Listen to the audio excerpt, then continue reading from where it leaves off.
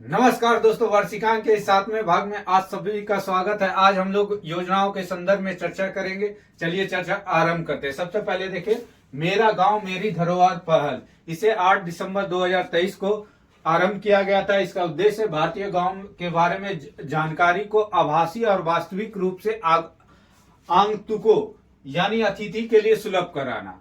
जो भी विदेशी अतिथि आते हैं उनको हमारे गांव के बारे में वास्तविक रूप से और आभासी यानी डिजिटली माध्यम से भी उनको जानकारी प्राप्त प्रदान करना। इसके अलावा है प्रधानमंत्री जनजातीय आदिवासी न्याय महा अभियान, इसे पीएम जनमन योजना के नाम से भी जानते हैं। इसकी घोषणा जो है 15 नवंबर 2023 को बिरसा मुंडा जयंती के अवसर पर किया गया था और इसके लिए मंजूरी जो है 29 नवंबर 2023 को दिया गया।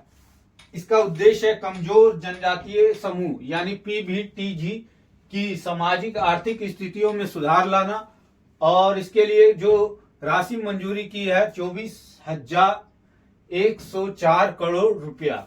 इसके अलावा एक महत्वपूर्ण योजना है मेरा युवा भारत प्लेटफॉर्म। इसकी मंजूरी 11 अक्टूबर यानी जयप्रकाश नारायण जी के जन्म के अवसर पर 11 अक्टूबर 2023 को दिया गया था और इसका शुभारंभ 31 अक्टूबर यानी सरदार वल्लभ भाई पटेल के जन्म दिवस के अवसर पर यह शुभारंभ किया गया था। इसका उद्देश्य युवाओं के विकास के लिए संपूर्ण सरकारी मंच बनाना और युवा वर्ग राष्ट्रीय युवा नीति के अनुसार युवा वर्ग जो भारत में है वो 15 से 29 साल तक के लोगों को इसमें शामिल किया गया है। पीएम विश्वकर्मा योजना शुभारंभ 17 सितंबर 2023 को। योजना के अंतर्गत 13,000 करोड़ रुपए की राशि आवंटन की गई है और इसका उद्देश्य देश के ग्रामीण तथा शहरी क्षेत्र के कारीगर और शिल्पकारों को आर्थिक समर्थन देना, साथ ही स्थानीय उत्पादों, कला और शिल्प के माध्यम से पुरानी जो हमारी प्रचलित परंपरा रही है उनको जीवित करना और उनको समृद्ध बनाना है। इसके अलावा है मेरी माटी मेरा देश अभियान। इसके शुभारंभ जो है 9 अगस्त 2023 को किया गया था। इसका समापन जो है 31 अक्टूबर 2023 को किया गया था। नोडल एजेंसी जो थी संस्कृति मंत्रालय थी और नारा दिया गया था मिट्टी को नमन वीरों का वंदन।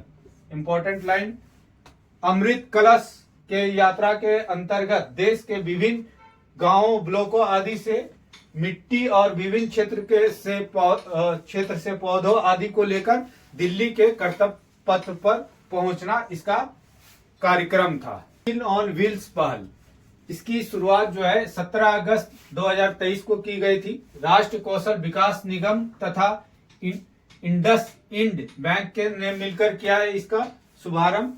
उद्देश्य क्या है, ग्रामीण युवाओं मुख्यतः महिलाओं को प्रमुख डिजिटल कौशल से युक्त करना और भविष्य के लिए उन्हें नौकरी के लिए तैयार करना।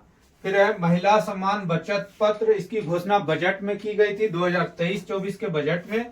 योजना का आरंभ 1 अप्रैल 2023 से किया गया था। इसका जो अधिसूचना जारी किया गया था वो वित्त मंत्रालय के द्वारा किया गया था। इंपॉर्टेंट लाइन है, केवल महिला अथवा नाबालिग लड़कियों के नाम से अभिभावक डाकघर अथवा किसी अधिकृत बैंक में अपना खाता खुलाएंगे।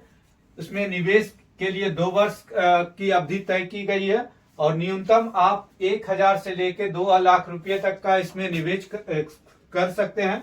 ब्याज दर जो मिलेगा आपको, जो निवेश किए गई राशि पे ब्याज दर जो है 7.5% का ब्याज दर मिलेगा। एक अन्य स्कीम है एमएसएमई प्रतिस्पर्धा स्कीम। इसकी शुरुआत जो है 10 मार्च 2023 को की गई थी। लक्ष्य देश के एमएसएमई के लिए वैश्विक प्रतिस्पर्धा की रूपरेखा तैयार करना। अमृत धरोहर, 1 फरवरी 2023 को अमृत धरोहर की घोषणा की गई। उद्देश्य क्या था, आर्द्र भूमि के इष्टतम उपयोग को बढ़ावा देना, यानी आर्द्र भूमि जो मैंग्रोव जमीन है उसको अधिक से अधिक उसका उपयोग करना तथा जैव विविधता, कार्बन स्टॉक, पर्यावरणीय पर्यटन के अवसरों तथा स्थानीय समुदाय के लिए आय सृजित करना। इसके अलावा मिष्टी योजना बहुत इंपॉर्टेंट है। इसकी घोषणा जो है 1 फरवरी 2023 को, जहां भी 1 फरवरी 2023 लिखा गया है यानी समझिए कि वो बजट में उसका घोषणा किया गया। तटीय पर्यावास और ठोस आमदनी के लिए मैंग्रोव पहल है। प्रधानमंत्री प्रणाम क्या है, 1 फरवरी 2023 को इसका घोषणा की गई थी। उद्देश्य क्या है, पृथ्वी माता के पुनरुद्धार करना, इसके प्रति जागरूकता और पोषण और सुधार लाना। इसके अलावा हरित ऋण यानी क्रेडिट कार्यक्रम, इसकी घोषणा 1 फरवरी 2023 को यानी बजट में की गई। उद्देश्य क्या है, पर्यावरण संरक्षण अधिनियम के तहत हरित ऋण व्यक्तियों और संस्थाओं को प्रदान करना जो पर्यावरण के योगदान में सकारात्मक भूमिका निभाती है। इसके अलावा कृत्रिम बुद्धिमत्ता के लिए उत्कृष्टता केंद्र स्थापित करना, इसका उद्देश्य क्या है, इसकी घोषणा जो है 1 फरवरी 2023 को की गई। उद्देश्य है कृत्रिम बुद्धिमत्ता को भारत में बनाए रखना और कृत्रिम बुद्धिमत्ता से भारत के लिए कार्य करना।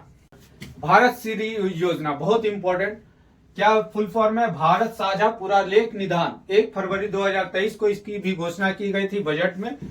उद्देश्य क्या है, साझा पुरालेखों के डिजिटलीकरण हेतु डिजिटल पुरालेख संग्रहणा यानी डिजिटल म्यूजियम बनाना। इसके बाद है बच्चों और किशोरों के लिए राष्ट्रीय पुस्तकालय का गठन की बात की गई है। इसकी भी चर्चा जो है 1 फरवरी 2023 के बजट में की गई थी। इसका उद्देश्य क्या है, अलग अलग भाषाओं और स्तरों में गुणवत्तापूर्ण जो है राष्ट्रीय डिजिटल पुस्तकालय की स्थापना करना, पंचायत लेवल पे भी, वार्ड स्तर पे भी। फिर सिकल सेल एनीमिया से उन्मूलन के लिए 1 फरवरी 2023 को फिर घोषणा की गई है। इसका उद्देश्य क्या है कि 7 करोड़ लोगों को सार्वभौमिक पहुंच और उसकी जांच और उसकी काउंसलिंग करवाना। श्री अन्न हेतु वैश्विक केंद्र, ये इंपॉर्टेंट है। 1 फरवरी 2023 जैसा कि पिछले ईयर यानी 2023 को बाजरा ईयर के रूप में, मोटे अनाज के रूप में हम लोग मना रहे थे वर्ष, तो उसी को ध्यान में रखते हुए श्री अन्न योजना का गठन किया गया था। श्री अन्न के अंतर्गत बाजरा, ज्वार, जो भी मोटे अनाज आते हैं, रागी, ये सब आते हैं। इसके लिए भारतीय बाजरा अनुसंधान संस्थान यानी हैदराबाद को एक उत्कृष्टता केंद्र के रूप में स्थापित करने की बात की गई है। कृषि वर्धक निधि AAF 1 फरवरी 2023 को इसकी भी घोषणा की गई। ग्रामीण क्षेत्रों में स्टार्टअप की स्थापना हेतु इससे सहायतार्थ के रूप में इसको डेवलप किया गया। इसके अलावा कृषि के लिए डिजिटल पब्लिक अवसंरचना की विकास की गई है। इसका भी घोषणा जो है 1 फरवरी 2023 के बजट में किया गया था। एक खुले स्रोत मतलब ओपन सोर्सेज, खुले मानक और अंतर प्रचालन योग्य लोकहित के रूप में कृषि डिजिटल पब्लिक अवसंरचना का निर्माण करना, ताकि ओपन प्लेटफॉर्म में कोई भी जाके वहां से अपने जानकारी कृषि के संदर्भ में प्राप्त कर सकता है। इसके बाद वाइब्रेंट विलेज कार्यक्रम घोषणा जो है इसकी 1 फरवरी 2022 के बजट में की गई थी। अनुमोदन जो है 15 फरवरी 2023 को किया गया था। देश के उत्तरी सीमा के सीमावर्ती गांव जहां पर जनसंख्या बहुत ही कम है यानी विरल है, ठीक है, वहां पर क्या करना है, कनेक्टिविटी मतलब उसे अन्य शहरों से जोड़ना तथा बुनियादी सुविधाओं का विकास करना। एक स्टेशन एक उत्पाद योजना घोषणा 1 फरवरी 2022 बहुत इंपॉर्टेंट, लॉन्च किया गया 9 दिसंबर 2022 को। उद्देश्य क्या था, भारतीय रेल के स्टेशनों पर उस क्षेत्र के प्रमुख स्थानीय उत्पादों के बिक्री पटल को स्थापित करना और उसके विपणन को बढ़ावा, यानी जो स्थानीय लोकल प्रोडक्ट है उसे स्टेशनों पे उसका बिक्री करना और उसके लिए मार्केटिंग करना। इस प्रकार हम लोगों ने योजनाओं को एक कलेक्शन के रूप में अध्ययन किया। इसे हम भाग 1 के अंतर्गत रखेंगे। फिर योजना के एक और पार्ट बनाया जाएगा जिसके तहत अन्य महत्वपूर्ण योजनाएं जो 2014 से लागू की गई है, उन सब बिंदुओं पे हम लोग आगे की वीडियो में चर्चा करेंगे। तब तक के लिए धन्यवाद।